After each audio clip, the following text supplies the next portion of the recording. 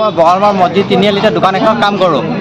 এই 3 বছৰ কাম কৰি আছোঁ। চাইকেলখন মই ইয়াতে কাম কৰি ইয়াতে থৈছোঁ। তাৰপিছত গধূলি যাব, ৰাতিপুৱা থওঁ সিহঁত, গধূলি যাওঁ। তাৰপিছত গধূলি যাব সময়ত চাইকেলটো চাইছোঁ, চাইকেলখন নাই। আৰু চাইকেলখনত দুটা বেগ আছিলে, বেগটো পেলাই থৈ গৈছে। আৰু ছিট কভাৰটো আছিলে, ছিট কভাৰটো ফালি পেলাই থৈ গৈছে। বৰ্তমান এতিয়া দিয়া নাই, এতিয়া কাইলৈ দিম বুলি ভাবিছোঁ থানাত। ঠিক আছে।